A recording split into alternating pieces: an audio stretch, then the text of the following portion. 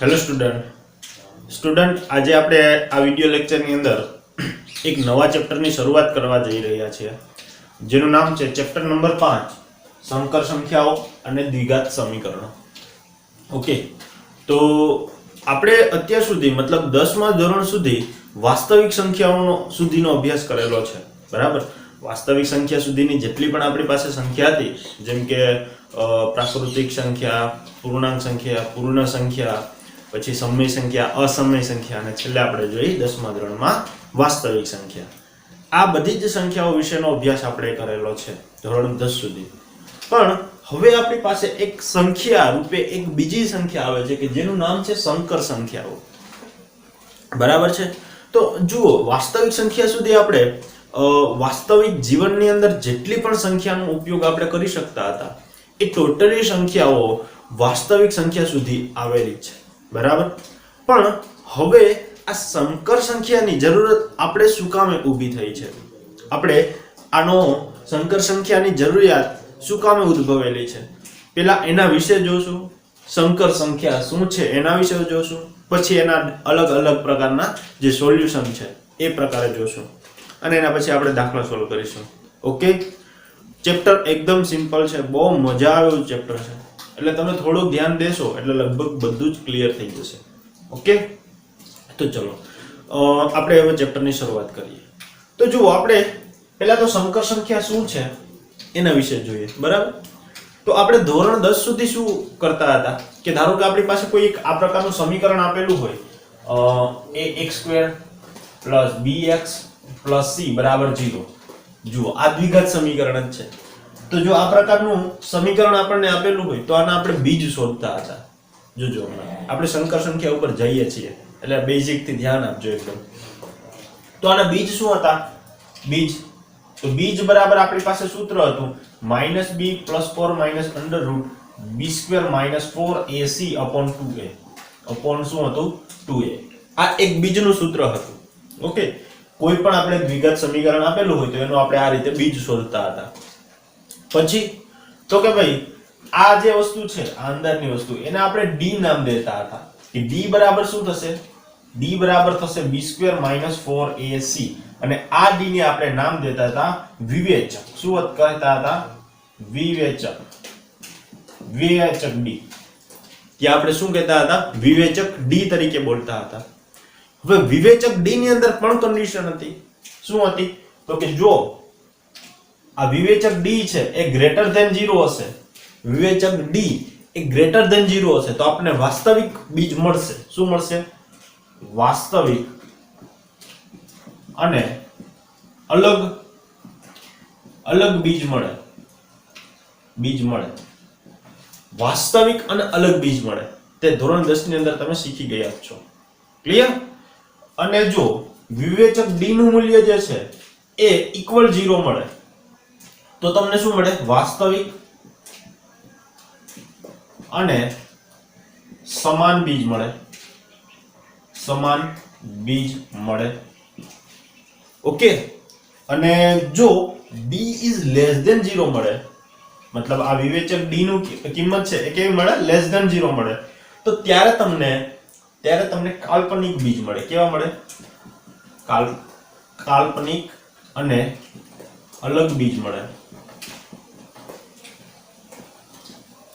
કાલ્પનિક અને અલગ બીજ મળે. જો ધ્યાનથી જોજો કે તમે ધોરણ 10 ની અંદર જો d > 0 હોય તો ત્યારે તમને વાસ્તવિક અને અલગ બીજ મળે તો ત્યારે તમે શોધતા હતા, હે ને? આનું તમે સોલ્યુશન શોધતા હતા. બીજી વસ્તુ કે d બરાબર જો 0 મળે તો આનું પણ તમે ઉકેલ શોધતા હતા. પણ જ્યારે તમને d < 0 મળે છે તો તમને કાલ્પનિક અને અલગ બીજ મળે છે તો તેની તમે ગણતરી કરતા નહોતા. ધોરણ 10 ની અંદર આની ગણતરી નહોતા કરતા. પણ હવે આપણે ધોરણ 11 સાયન્સ ની અંદર આની ગણતરી કરવાની રહેશે. ઓકે, તો ભાઈ તમે પાછા કહેશો કે કાલ્પનિક અને અલગ બીજ શું છે? બરાબર છે. તો હવે જોજો કે ધારો કે d < 0 મળે છે આપણી પાસે. જુઓ, d > 0 મળે છે, d = 0 મળે છે, તે વાત તો ક્લિયર છે. ઓકે, પણ d < 0 ક્યારે મળે? ધારો કે આપણી પાસે જુઓ આ પ્રકારનું કોઈ સમીકરણ હોય x² + 4 = 0. ઓકે, તો જુઓ આનો બીજ શું મળે છે. પહેલા તો ડી શોધીએ કે ડી કેવા પ્રકારનો મળે છે. તો આપણી પાસે જુઓ આ સમીકરણ સાથે સરખાવશો તો a બરાબર શું મળશે આપણને 1, b બરાબર શું મળશે 0 અને c બરાબર શું મળશે આપણને 4. ઓકે, તો બીજ બરાબર શું થશે, સોરી આપણે તો વિવેચક d શોધવું છે તો d શોધી લઈએ. જુઓ d બરાબર શું થશે b² - 4ac. તો b શું છે આપણી પાસે 0 -4, a શું છે આપણી પાસે 1 અને c શું છે આપણી પાસે 4. તો આ શું મળી ગયા આપણને -16 is less than 0 કે નહીં. ઓકે, -16 છે એ 0 છે, ઓલા સોરી 0 કરતા કેવા છે, નાના છે. એનો મતલબ કે તમને d કેવો મળે છે, d less than 0 મળે છે. અને d less than 0 મળતો હોય તો તમને ત્યારે શું મળશે, કાલ્પનિક બીજ. જોજો હવે કાલ્પનિક બીજ કેવું હોય. તમને આ ખબર છે વાસ્તવિક બીજ કેવું હોય અને આ વાસ્તવિક અને સમાન અને અલગ એ બીજ કેવા હોય તમને ખ્યાલ જ હશે, બરાબર. પણ કાલ્પનિક બીજ કેવું હોય જોજો હવે કે જુઓ હવે આપણે કાલ્પનિક બીજ શોધવા જઈ રહ્યા છીએ. તો હવે ધ્યાનથી જોજો કે અહીંયા આપણી પાસે શું છે, x² બરાબર સોરી x² + 4 બરાબર 0 છે. ઓકે, x² + 4 બરાબર 0 છે. તો x² બરાબર આ 4 ને પેલી બાજુ લઈ જાઓ જમણી બાજુ તો એ માઈનસ થઈ જશે. એટલે અહીંયા થશે x² બરાબર -4. હવે જુઓ હું બંને બાજુ વર્ગમૂળ લઉં છું તો અહીંયા શું આવશે, પ્લસ અને માઈનસ બંને, અને વર્ગમૂળની અંદર શું થઈ જશે -4. તો તમે અત્યાર સુધીની અંદર ધોરણ 10 સુધીની અંદર ક્યાંય જોયું કે વર્ગમૂળની અંદર માઈનસ કિંમત હોય? નહીં જોયું હોય. વર્ગમૂળની અંદર માઈનસ કિંમત હોય એ નહીં જોયું હોય. અને તમે વર્ગમૂળ હંમેશા વર્ગમૂળની અંદર જો ધન કિંમત હોય તો જ તમે એનું વર્ગમૂળ શોધી શકો, નહીતર શોધી શકતા નથી. ક્લિયર? અત્યાર સુધી તમને એટલી તો ખબર હતી જ કે વર્ગમૂળની અંદર ક્યારેય ઋણ કિંમત આવતી નથી અને ઋણ કિંમત આવે તો એનું વર્ગમૂળ આપણે શોધી શકતા નથી. અત્યાર સુધી આપણી પાસે એ જ હતું. પણ હવે અહીંયા જ્યારે ગણતરી કરવાની અંદર જ્યારે વર્ગમૂળની અંદર ઋણમાં કિંમત આવે છે ત્યારે પ્રોબ્લેમ થયો, બરાબર. વર્ગમૂળની અંદર ઋણ કિંમત આવે ત્યારે પ્રોબ્લેમ થયો કે ભાઈ હવે આની કઈ રીતે ગણતરી કરવી. તો ત્યારે ગણિત શાસ્ત્રીઓએ એક નવી જ સંખ્યાની ઓળખ આપી, એક નવી જ સંખ્યા આપણી આગળ એક રજૂ કરી અને એ સંખ્યાનું નામ છે સંકર સંખ્યા. શું નામ છે? સંકર સંખ્યા. અને એ સંકર સંખ્યાને આપણે જે સંકર આ જે માઈનસ છે એને i વડે ડિનોટ કરેલો છે. શું કરેલું છે? i વડે દર્શાવેલું છે. એક i જે છે એ આપણા સમક્ષ રજૂ કરેલી છે. સંકર સંખ્યાને આપણે જે માઈનસ છે એને i વડે નામ દીધું અને i બરાબર -1 થાય છે. શું થાય છે? -1, રૂટમાં -1. ઓકે, તો જો આ બંનેનો વર્ગ કરશું આપણે તો i બરાબર શું, i નો વર્ગ બરાબર શું થશે? -1 થશે.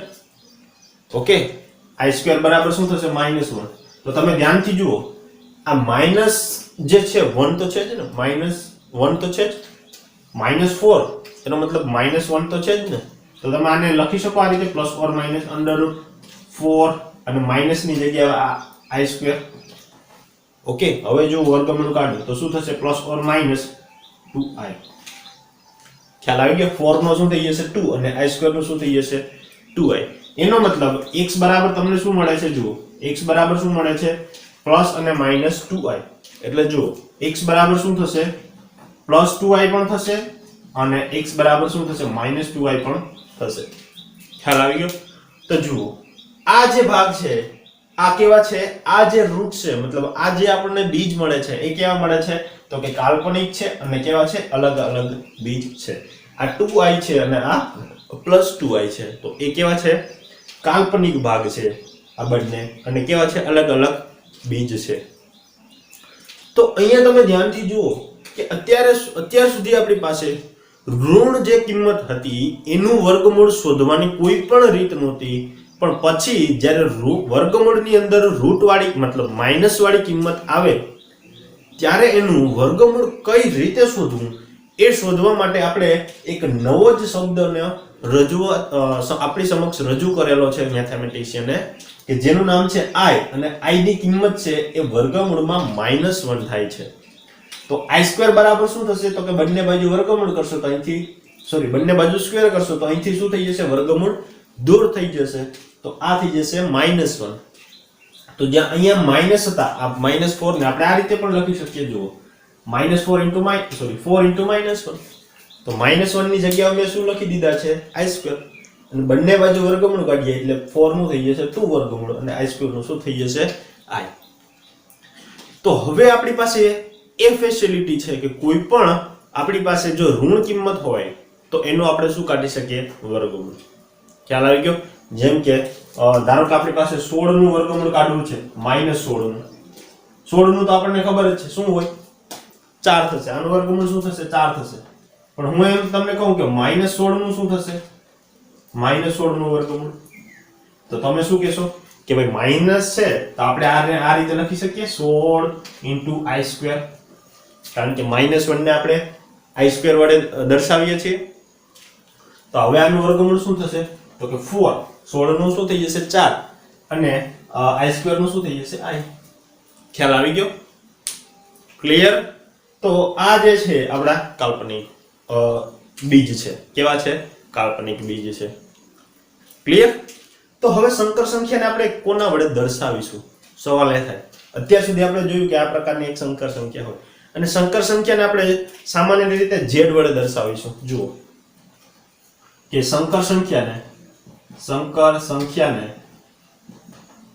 z વડે દર્શાવીશું. અને જે z છે ને, જ્યાં z બરાબર a + ib, મતલબ આપણી જે પણ સંકર સંખ્યા હશે ને એ a + ib સ્વરૂપની હશે. તો વળી સવાલ એ થયો કે a અને ib છે શું? તો જે a જે છે ને એ હંમેશા વાસ્તવિક ભાગ હશે. શું હશે? વાસ્તવિક ભાગ હશે. કેવો હશે? વાસ્તવિક.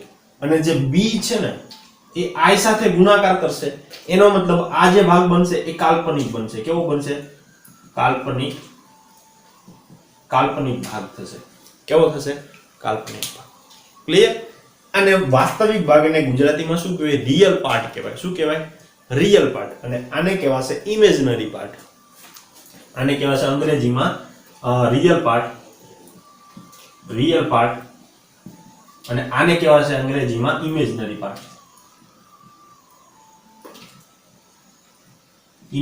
પાર્ટ. ઓકે? તો જુઓ, હવે આપણી પાસે આ પ્રકારની કોઈ પણ કિંમત હશે z બરાબર a + ib સ્વરૂપની, તો એનો મારા રિયલ પાર્ટ લખવું હોય તો કઈ રીતે લખવાનો? જો, તો રિયલ માટે આપણે re લેશું. આપણે શું લેશું? re. તો કે re of z, એટલે જે z છે, જે પણ આપણી પાસે સંકર સંખ્યા છે, z ને આપણે શું કહેશું? સંકર સંખ્યા કહેશું. બરાબર ને? z ને આપણે શું કહેશું?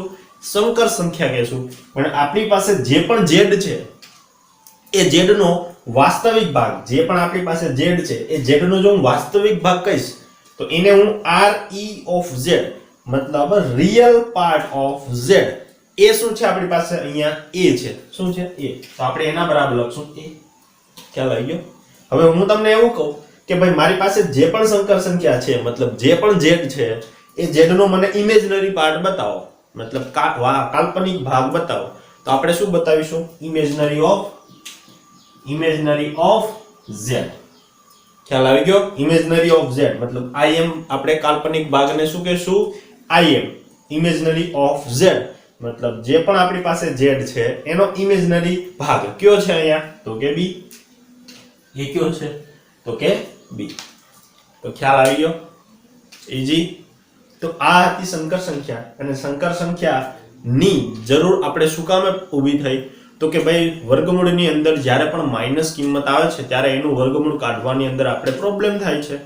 ઓકે? ધોરણ 10 ની અંદર તમે ક્યાંય પણ માઈનસ વાળી કિંમતનું વર્ગમૂળ કાઢેલું નથી. પણ હવે આપણી પાસે એ ફેસિલિટી થઈ કે કોઈ પણ હવે આપણી પાસે વર્ગમૂળની અંદર માઈનસ કિંમત હોય તો એનું આપણે આસાનીથી વર્ગમૂળ કાઢી શકીએ. કોની મદદથી? તો કે એક આપણે નવો જ શબ્દનો ઉપયોગ કર્યો છે, નવી જ કિંમતની રજૂઆત આપણે અહીંયા કરેલી છે, જેનું નામ છે i, અને i બરાબર થાય છે -1. તેથી i² જો બંને બાજુ વર્ગ કરશો તો i² બરાબર શું મળશે આપણને? -1. ક્લિયર વાત? ઓકે? અને i² બરાબર શું થાય છે -1. તો જ્યાં પણ આપણી પાસે માઈનસ કિંમત હોય ત્યાં આપણે i² રાખી દઈશું અને વર્ગમૂળ કાઢી દઈશું. ક્લિયર? તો હવે આપણી પાસે જુઓ, અત્યાર સુધી આપણે આના સોલ્યુશન ધોરણ 10 સુધી શોધેલા હતા, પણ હવે આપણી પાસે આનું પણ સોલ્યુશન છે ધોરણ 11 ની અંદર. ખ્યાલ આવી ગયો? એટલે ત્રીજી વસ્તુનો આપણે જે ઉકેલ શોધતા નહોતા એનો ઉકેલ હવે આપણને મળે છે. ક્લિયર? અને આ એક સંકર સંખ્યાને આપણે z વડે દર્શાવીએ, જ્યાં z બરાબર શું થશે a + ib, જ્યાં a શું છે તો કે સંકર સંખ્યાનો વાસ્તવિક ભાગ અને b શું છે સંકર સંખ્યાનો કાલ્પનિક ભાગ. ઓકે, એક ઉદાહરણ દ્વારા જો તમે સમજો કે ધારો કે ઉદાહરણ તરીકે ધારો કે આપણી પાસે z બરાબર 3 + 4i છે. બરાબર, 3 + શું છે 4i છે, સંકર સંખ્યા છે. તો હવે મારે લખવું હોય કે ભાઈ આ સંકર સંખ્યાનો વાસ્તવિક ભાગ, તો કે real of z, તો real of z is equal to શું થશે તો કે 3, કારણ કે આ શું છે આપણો વાસ્તવિક ભાગ અને i સાથે જે પણ ભાગ હોય એ કેવો હશે કાલ્પનિક ભાગ. તો હું લખી imaginary of z is equal to શું થશે 4. i નહીં લખવાનો, i સાથે જે પણ સહગુણક હોય એ આપણો શું થશે કાલ્પનિક ભાગ. ક્લિયર? તો આ જે 4 છે એ આપણો શું થશે imaginary of z. ક્લિયર? અહીં સુધી લગભગ તમને ખ્યાલ આવી જ ગયો હશે. ચલો એક થોડુંક આગળ જોઈએ. હવે આપણે બે સંકર સંખ્યાઓ જ્યારે સમાન હોય ત્યારે કેવો સંબંધ ધરાવે છે એના વિશે જોઈએ. જુઓ, આપણે ધારી લઈએ કે બંને સંકર સંખ્યાઓ કેવી છે, તો કે આપણે ધારી લઈએ કે ધારો કે z1 બરાબર a + ib એક સંકર સંખ્યા અને બીજી અને z2 બરાબર c + કોઈ id બે સંકર સંખ્યાઓ કેવી છે સમાન છે. સંકર સંખ્યાઓ સમાન છે. તો જુઓ, આ બે સંકર સંખ્યાઓ સમાન હોય ત્યારે કેવો સંબંધ ધરાવે છે, એનો મતલબ કે z1 બરાબર શું છે z2, અને z1 એટલે શું છે a + ib છે અને z2 એટલે શું છે c + id છે. તો હંમેશા યાદ રાખો કે જો બે સંકર સંખ્યાઓ સરખાવવાની થાય ત્યારે એના કાલ્પનિક ભાગને વાસ્તવિક ભાગને સરખાવવાનો, એટલે કે a બરાબર c ને સરખાવવાનો અને એના કાલ્પનિક ભાગને કાલ્પનિક ભાગ સાથે સરખાવવાનો, એટલે કે b બરાબર શું થાય d થાય. ખ્યાલ આવી ગયો? હંમેશા જો બે સંકર સંખ્યાઓ સમાન થાય તો એનો વાસ્તવિક ભાગ એ એકબીજાને સમાન હોય અને એનો કાલ્પનિક ભાગ એકબીજાને સમાન હોય. ઓકે, ચલો હવે આપણે જોઈએ સંકર સંખ્યાઓનું બીજગણિત. હવેનો આપણે નવો ટોપિક ચાલુ કરીએ, સંકર સંખ્યાનું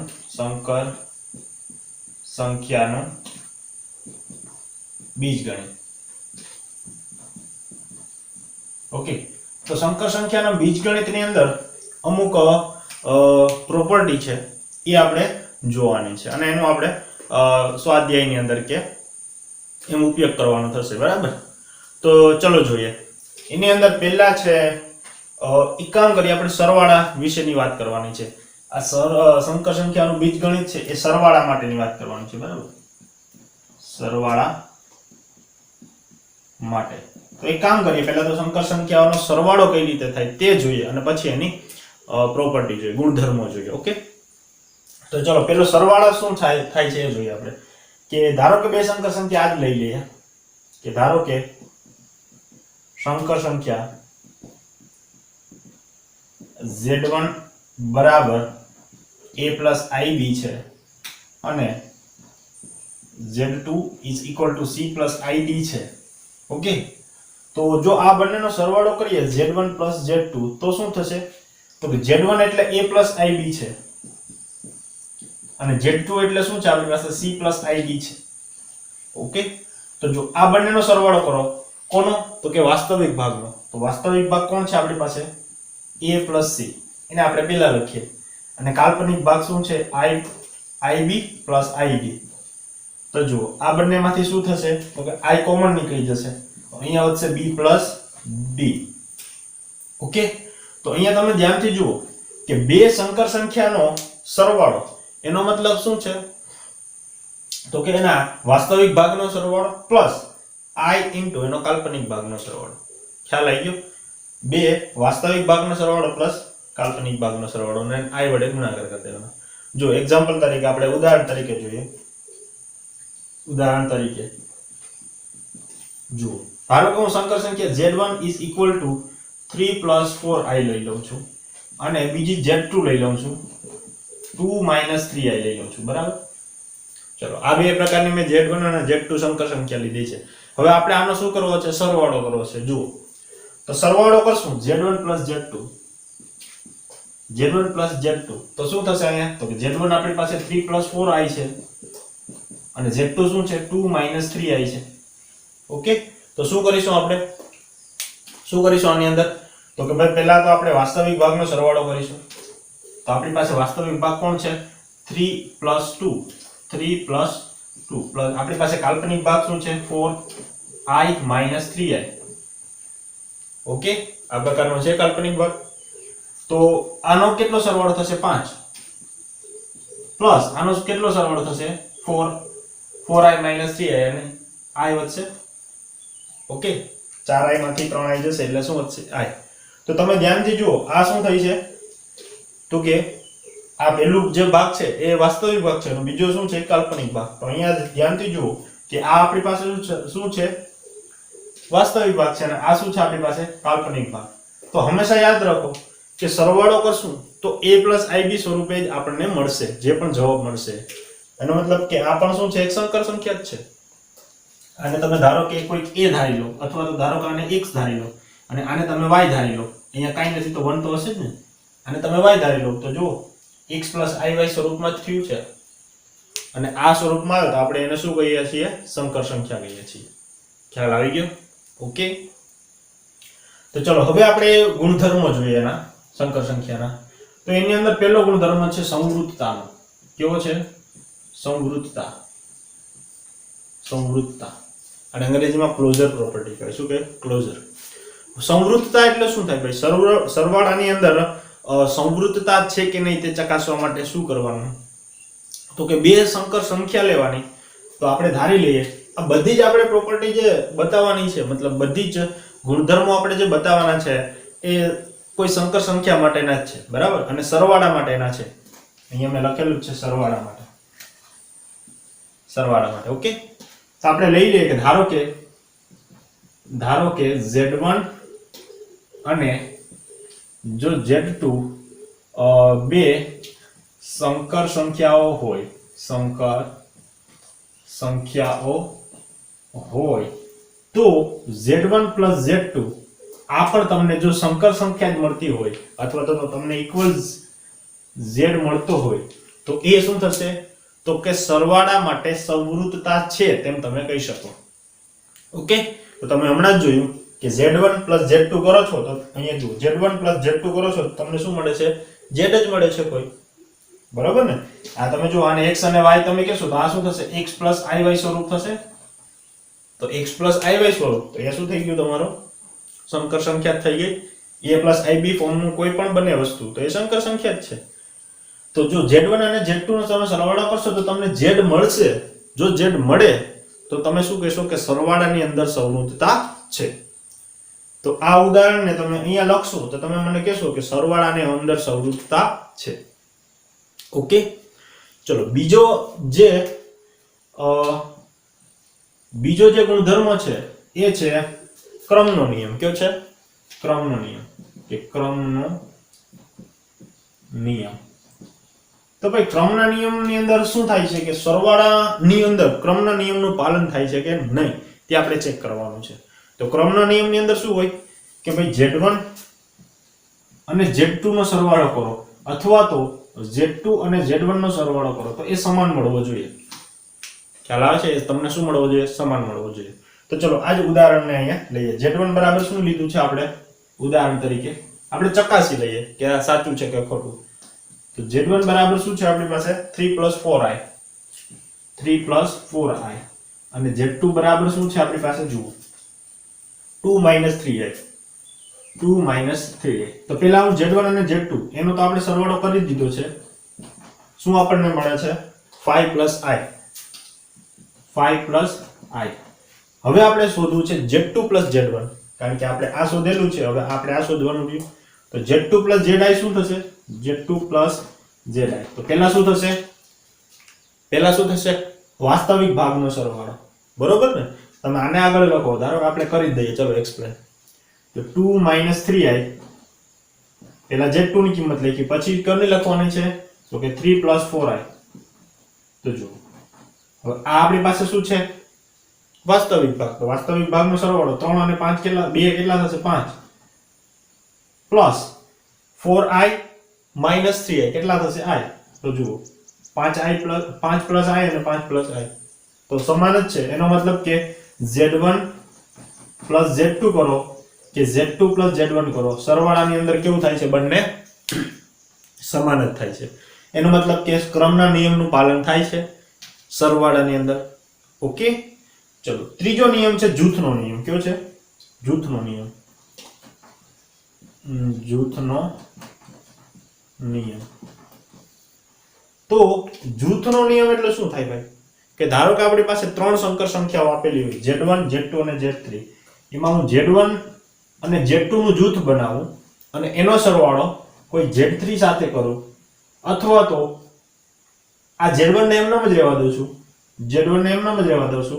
Z2 અને Z3 નું જૂથ બનાવું, એનો સરવાળો Z1 સાથે કરું, તો આ બંને સમાન જ મળવું જોઈએ. ઓકે, તમે ચેક કરજો કોઈ પણ આ રીતે ઉદાહરણ લઈને. પહેલા Z1 અને Z2 નો સરવાળો કરજો અને એનો Z3 સાથે સરવાળો કરજો, એનો જે જવાબ આવે પછી તમે Z1 ને એમનામ જ રહેવા દેજો, પહેલા Z2 Z3 નો સરવાળો કરજો અને પછી Z1 સાથે સરવાળો કરજો, એનો જે જવાબ આવે એ બંને લગભગ સમાન જ હોય. લગભગ નહીં, 100% સમાન જ હોય. ઓકે, કારણ કે સરવાળાની અંદર જૂથના નિયમનું પાલન થાય છે. ક્લિયર? ઓકે, હવે ચોથો નિયમ જોઈએ. ચોથો નિયમ, સરવાળા માટે તટસ્થ ઘટકનું અસ્તિત્વ. સરવાળા માટે તટસ્થ ઘટકનું અસ્તિત્વ. ઓકે, તો સરવાળા માટે તટસ્થ ઘટકનું અસ્તિત્વ. તો આ શું છે વળી? સરવાળા માટે તટસ્થ ઘટકનું અસ્તિત્વ એટલે આપણે જુઓ, સરવાળા માટે અહીંયા સંકર સંખ્યાની અંદર વાત કરીએ, આપણે વાસ્તવિક જીવનની વાત કરીએ તો એની અંદર આપણે સરવાળા માટે તટસ્થ ઘટક કયો છે? તો કે 0. તમને ખ્યાલ હશે તટસ્થ ઘટકનો મતલબ શું થાય? કે કોઈ પણ તમને જે સંખ્યા આપેલી હોય એ સંખ્યાની અંદર તમે કોઈ પણ વસ્તુ ઉમેરો તો એની એ સંખ્યાની અંદર કોઈ પણ પ્રકારનો ફેરફાર થવો જોઈએ નહીં. જેમ કે જુઓ, આપણી પાસે 5 હોય તો 5 ની અંદર હું શું એવું ઉમેરું કે જેથી કરીને મને 5 જ મળે આન્સર? 0. બરાબર ને? 5 ની અંદર જો હું 0 ઉમેરીશ તો મને 5 જ જવાબ મળશે. 5 0 સિવાયની કોઈ પણ વસ્તુ ઉમેરીશ તો મારી આ મૂળ સંખ્યાની અંદર ફેરફાર થશે. ક્લિયર? તો તટસ્થ ઘટકનું કામ કેવું છે? તટસ્થ ઘટકનું કામ કેવું છે? કે તમારી સંખ્યાની અંદર જે પણ સંકર સંખ્યા હોય a + ib સ્વરૂપની, એની અંદર એવી સંખ્યા ઉમેરો કે જેથી કરીને તમારી સંખ્યાની અંદર ફેરફાર થશે નહીં. તો જો આપણી પાસે z એ એક સંકર સંખ્યા છે તો આની અંદર આપણે ઉમેરવાનું છે. તો શું ઉમેરવાનું પડશે? તો અહીંયા આવશે 0 + i0 = તમને z જ મળશે. ખ્યાલ આવે છે? તો જો અહીંયા આપણી પાસે શું હતો? તો કે ભાઈ 5 છે એક વાસ્તવિક જ ભાગ છે, કાલ્પનિક ભાગ આની અંદર નથી. એનો મતલબ જુઓ, આને આ રીતે લખી શકો 5 + 0 i * 0. બરાબર ને? તો હવે જુઓ આપણી પાસે શું હતું? અહીંયા i * 0 તો હતા જ, બરાબર ને? હવે આપણી પાસે આને ઉમેરવો છે, મતલબ આ આપણે સંકર સંખ્યા બનાવેલી છે, બરાબર ને? આ આપણે સંકર સંખ્યા શું છે? બનાવેલી છે. તો હવે આપણે આને આ રીતે લાવવું છે સંકર સંખ્યા 5 + i * 0. તો આપણે અહીં શું ઉમેરવું પડે? 0. તો આ શું બને છે? આપણી સંકર સંખ્યા. ખ્યાલ આવી ગયો? કારણ કે 5 ની અંદર 0 ઉમેરતા હતા તો અહીંયા 5 આવતા હતા, એ શું હતા? આપણા વાસ્તવિક ભાગ જ હતો. પણ હવે આપણી પાસે અહીંયા સંકર સંખ્યામાં કાલ્પનિક ભાગ પણ છે. તો આપણે શું કરવું પડશે? વાસ્તવિક ભાગ તો ઉમેરવો જ પડશે, પણ એની સાથે સાથે કાલ્પનિક ભાગ પણ ઉમેરવો પડશે. તો કાલ્પનિક ભાગને આપણે શું લીધો છે? i * 0 અને આ શું છે? આપણો વાસ્તવિક ભાગ એટલે 0. તો આ સંકર સંખ્યાની અંદર જો કોઈ પણ પ્રકારની આવી સંકર સંખ્યા ઉમેરવામાં આવે તો હંમેશા તમને જવાબ શું મળશે? મૂળ જે સંકર સંખ્યા હશે તે જ. એટલા માટે અહીંયા z 0 પ્લસ I0 કરેલો છે, તો તમને જવાબ શું મળશે? Z, જે તમારી મૂળ કિંમત હશે તે. તો એનો મતલબ કે સરવાળા માટે તટસ્થ ઘટક શું છે? આ 0 પ્લસ I0 એ શું છે? સરવાળા માટેનો તટસ્થ ઘટક. ઓકે, ચલો હવે સરવાળા માટે ઇન્વર્સ ઘટકનું અસ્તિત્વ, મતલબ વ્યસ્ત ઘટકનું અસ્તિત્વ.